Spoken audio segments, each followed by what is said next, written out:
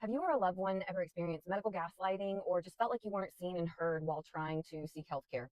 Hi, I'm Shauna. I'm a family nurse practitioner, but unfortunately, I know from personal experience what it's like to navigate the healthcare system with autoimmune disease and other chronic illnesses, fibromyalgia, and other chronic pain conditions. Let's talk about it. To start, I remember having migraines as young as 4 and 5 years old. Around the age of 11 or 12 was my last actual pediatrician follow up that I can remember because we didn't have health insurance after that.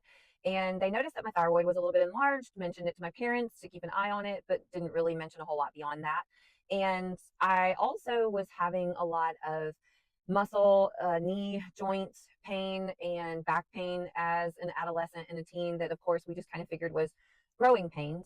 And then at the age of 20, I had my daughter, and everything really snowballed and fell apart. After having my daughter at 20, I suddenly started having a lot of pelvic pain and heaviness, that feeling at the end of pregnancy, if you've ever been pregnant, at the end of pregnancy where everything's stretching and it feels like a bowling ball is about to fall out of your pelvis and there's a lot of pressure.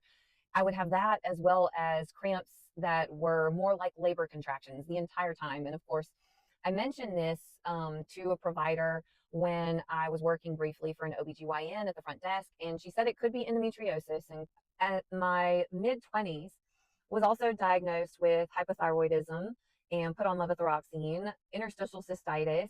I also started having more knee and back pain and was a nurse on the medical floor. So I chalked it up to, life demand at that point. And according to MRIs from way back then that I reviewed years later, already had degenerative disc disease all up and down my spine by my mid 20s.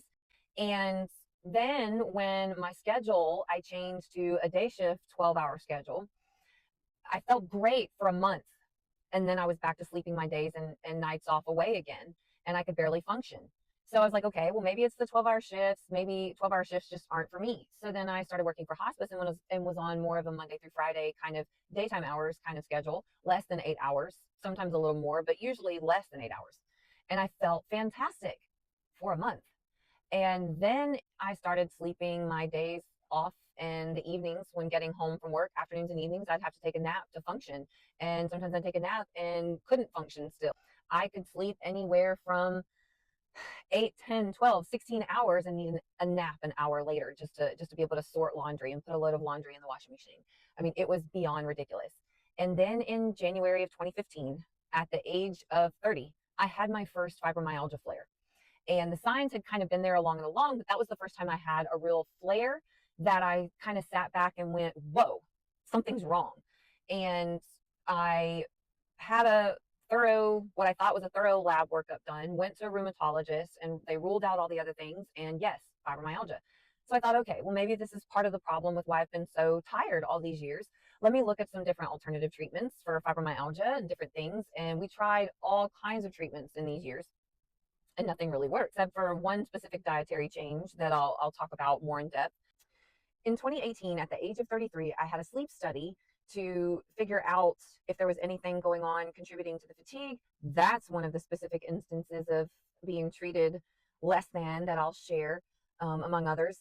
Finally, in 2019, at the age of 34, and after dealing with chronic fatigue for almost 9 years, was finally given a more complete, accurate diagnosis of Hashimoto's. And I'll tell you in a separate video why that makes such a big difference and why the treatment change really was life-changing. Mid 30s, finally realized I had ADHD, and then in my later 30s, finally was able to have surgery, and the painful condition turned out to be adenomyosis. And I'm now 40 years old, and I would love to say that I'm done with all the workups and trying to navigate all of this, but there's actually more to come in the future as I am awaiting a more thorough workup to see if there is any connective tissue disease that is at the heart of a lot of what I have experienced.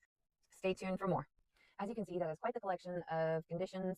That's not even a complete list of everything. That's just the main diagnoses of things that have been confirmed either with imaging, testing, and lab work, and have been officially diagnosed by providers throughout the years.